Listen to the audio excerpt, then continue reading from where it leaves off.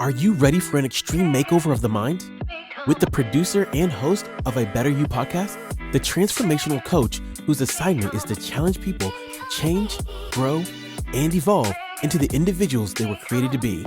Here is Dr. Anthony McFarland, providing you with practical tools and wisdom for everyday life challenges for you to win in life, relationships, and finances. Hey guys, Anthony McFarland here. Welcome to A Better You podcast. I'm excited to be with you as always. And in this new season, of course, summer is here. I'm continuing to interview successful leaders, entrepreneurs, coaches, and authors who help people make critical adjustments in their life, relationships, as well as their business endeavors. My guest today, phenomenal, has a new book, and in her new book, it's entitled, What is Finding Value? A Reforming Mean Girl's Guide for Creating More Meaningful Connections. The truth is, we all want more meaningful connections, whether you're a mean person or not. I love that her publicist says this about her, that she's that friend who doesn't gossip. I love that. Who is emotionally stable, who brings a lot more contentment and far less drama into our lives. I don't know about you. I love people who don't bring drama into my life. And she understands and values the people in her circle. And you'll find that she's that kind of friend. Her name is Dr. Christine Cooper, and she knows that it takes more than kindness and good intentions to build healthy, lifelong relationships, which we all want, healthy relationships. But she talks about how as a former mean girl, when you see her, you're going to be like, no, couldn't have been. But she made her share of mistakes before discovering the life-changing power of finding value in your life and the lives around you. Finding value, she says, is packed with scores of real-life strategies you can use immediately to connect more authentically with others, and then discover effective ways to establish boundaries, which I truly believe in. And if you've been following me for any length of time, you know I'm big on boundaries, and specifically to see the merits in differing opinions, right? Because we all differ in our opinions so that we can contribute to other people around us with confidence and not insecurity. Ladies and gentlemen, help me welcome to A Better You podcast, Dr. Christine Cooper. Hello there. Hello. Oh, wow. It's such a blessing to have you on the podcast. Welcome to A Better You, ABU. And I've been looking forward to this. Is this your first book, second book, your 20th book? This is my very first book, so my debut book. You can go out and find it now. It was definitely a passion project to get this out there. You go out in life and you see people and they're living their lives and you watch them and you're like, oh, I can see that turning out to be bad. They're getting in their own way because they're not taking care of the other person too. Yeah. And I had to do something about it. I felt the need, so I wrote a book. I love it.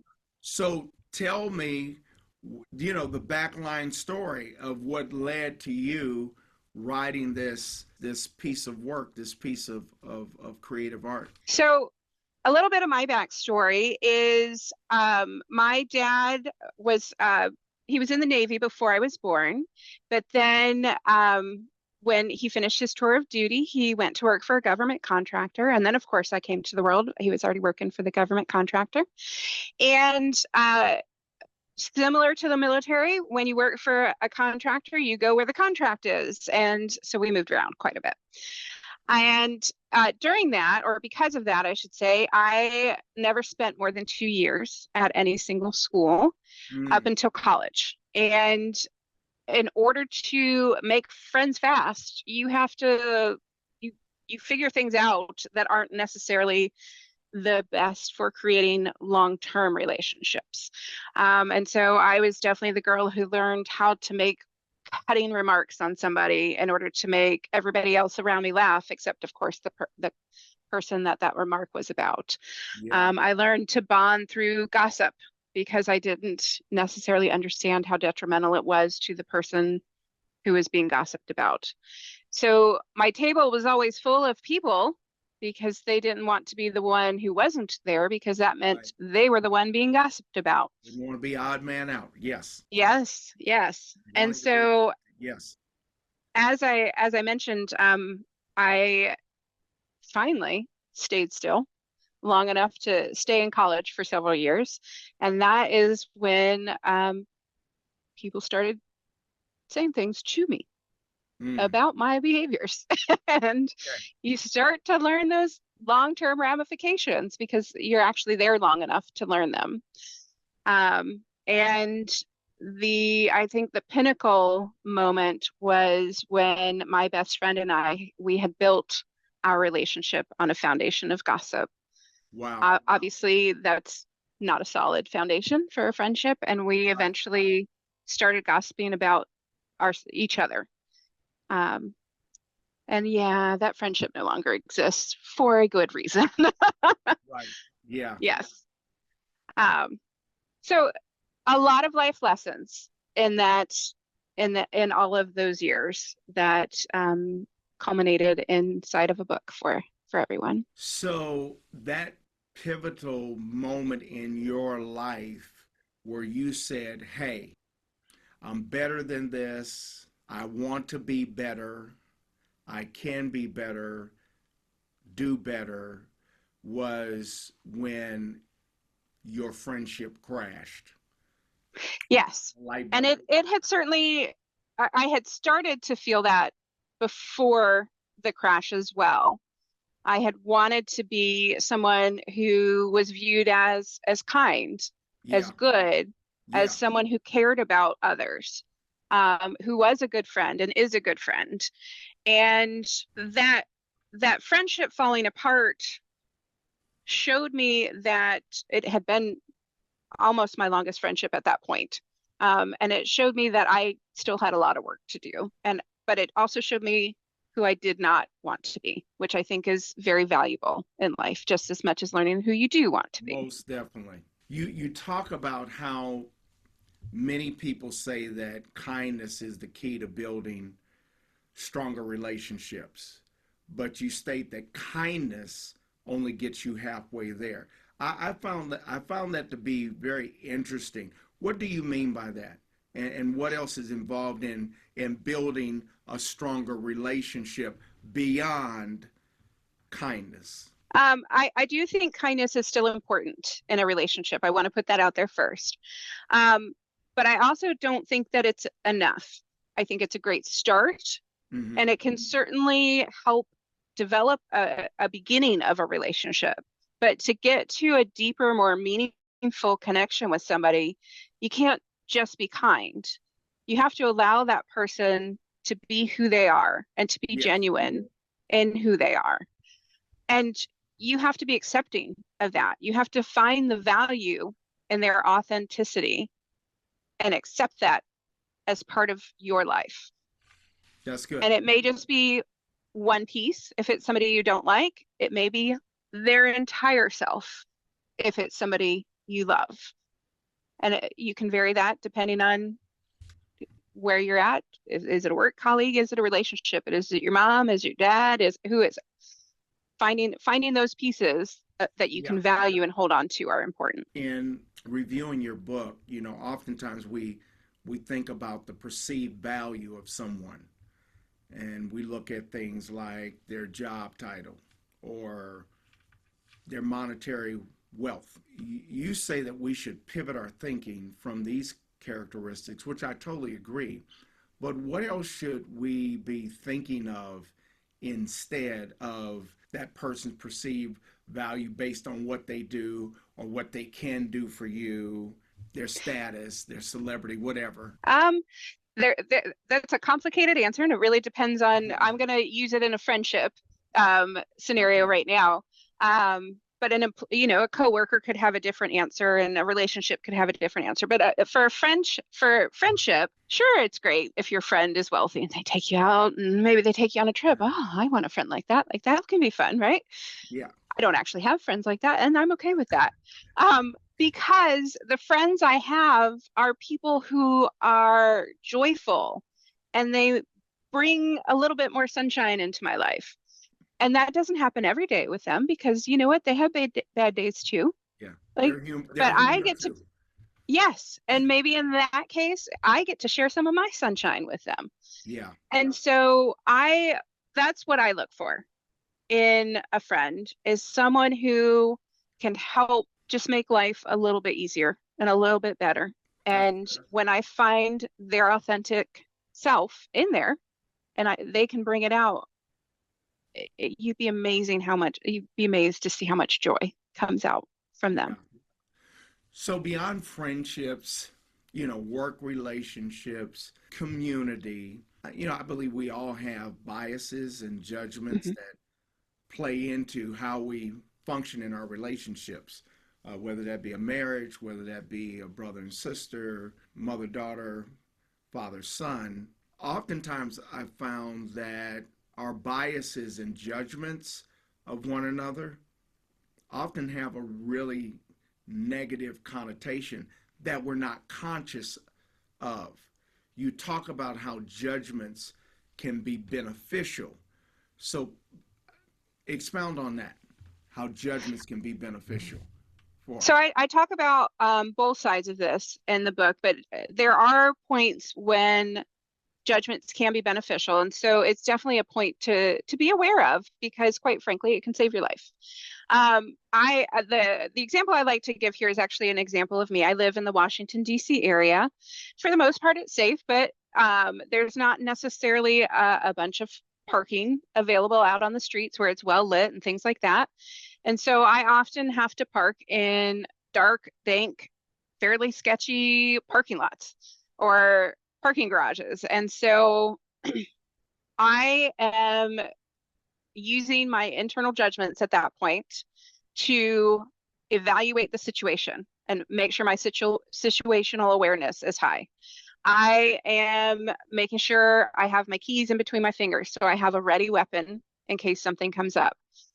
And then I'm looking in all of the corners and dark areas as I'm walking through. I'm listening for things, and I'm listening for people. And if I happen to see somebody and I get a bad vibe from them, that's the judgment I'm talking about that is beneficial to you, because it tells you stay away, and you Yeah, figure out a way to get to your car where you don't have to interact with those sketchy people. that's good. I think that's really good for women. Uh, Yes. you have a section discussing in your book. You have a section discussing ways to find value with people you don't like. Hmm. Why would someone want to do that? Okay. So Versus let's talk just a little be bit about done work. with them, or look, we can't ride together. Yeah, it happens. Yeah. So talking a little bit about a coworker here is my favorite example. And again, I'm going to use myself as an example. That's what I do throughout the book, so you get lots of stories, but I think they're entertaining, so hopefully you do too. Um, but you don't necessarily get to pick your coworkers, so you may or may not get along with them. Let's be honest. Right. And the person that I am is I, I I am not necessarily the most detail oriented person. I try to be. I want to be.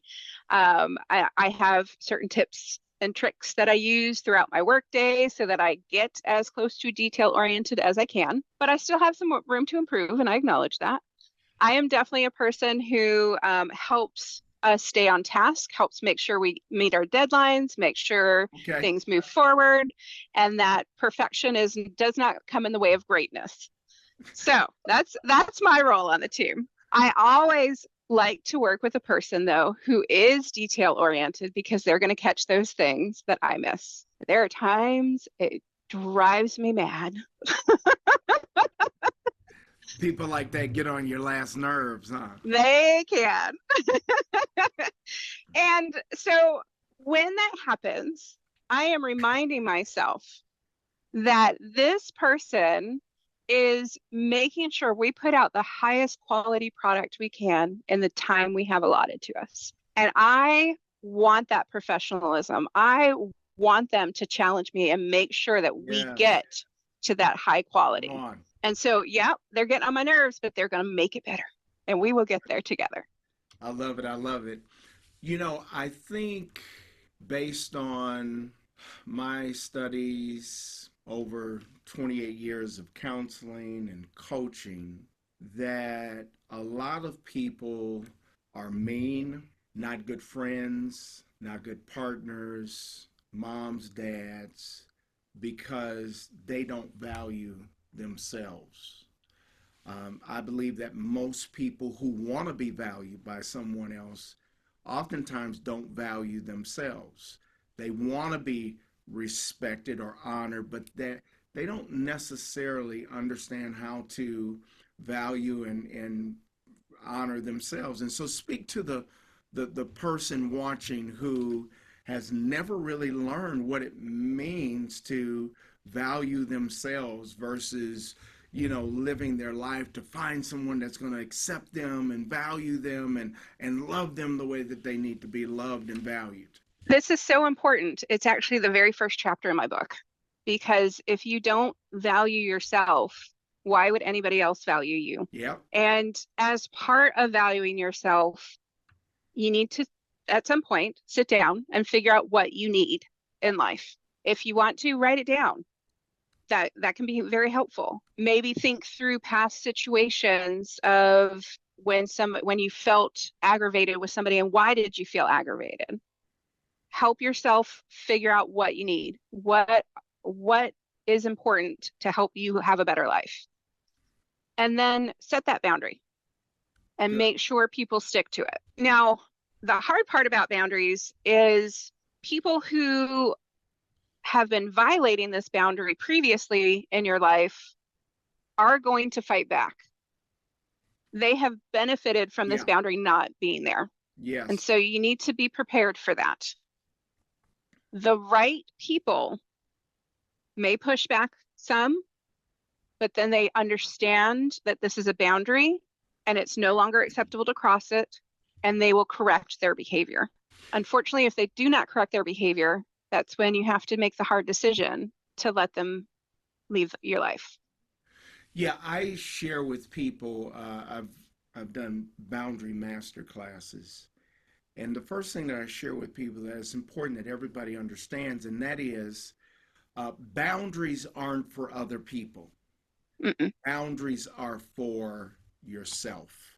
And when you have a set of boundaries and principles and values that you live by, then other people who come into your space, into your circle, into your life, learn what your boundaries are, so they know what works and what doesn't work.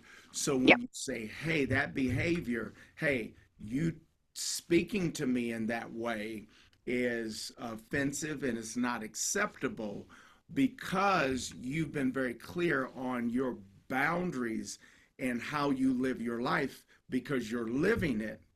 Now they're not shocked when you say, "Hey, hold on, stop, that doesn't work for me." Yes. So that's good. That's good. um And one more yeah. piece I want to add to this, and I think it fits in perfectly with what you just said. You've described somebody giving their boundary and explaining their boundary to someone. And I call that a roadmap, Yes, because people need to know what you need. And if that's they right. don't know, they don't know. They That's right. We are not mind readers. So make a roadmap, figure out what your values are, and give directions to people. People want to know how to be good friends. And when you give those directions, you give them the roadmap to being a good friend for you. And I That's think good. that's essential to valuing yourself. That's good. Dr. Christine, share with me before we close, what's been one of the most valuable lessons that you've learned that you've actually used that lesson to build on, to become or be a better version of yourself? It's a little departure from what we have been discussing, but I think it's a very valuable one. We talked in the beginning about how I struggle with gossip, and I still struggle with gossip. I try and recognize it in myself before it becomes detrimental. I'm much more aware of it now, but I am also aware that it happens. And so one of the ways I try to mitigate that in my life is I have a rule where I'm allowed to complain about something twice. We need to have an opportunity to vent. That's important. Get Yeah. that out, have those moments. And then after I've complained about it twice, I either have to do something about it or I have to let it go. Woo, that is good. Say that again. You have to either do something about it, Mm-hmm. or option B, let it go. Yep. I love it. If I continue to complain, guess who is making the problem in my life? That's right. It's me. Hello. Uh-huh. That's good. That's good. Dr. Christine, thank you so much. Ladies and gentlemen, ABU community, you heard it right here on our platform. The new book, get Dr. Christine's new book, What is Finding Value? A Reforming Mean Girls Guide for Creating More Meaningful Connections. Dr. Christine, how can people find your book, purchase your book? The easiest way is there are several links on my website, which is authorccooper.com. And you can find me on Instagram and Facebook at the little @ sign, author C. Cooper.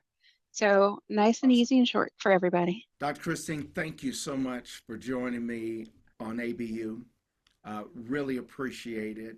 And we're connected now. So don't be surprised if I throw out my line and reel you back in, and we Fantastic. and talk a little bit more about your new book and you know, just the things that you're learning and growing in. And so I close with this.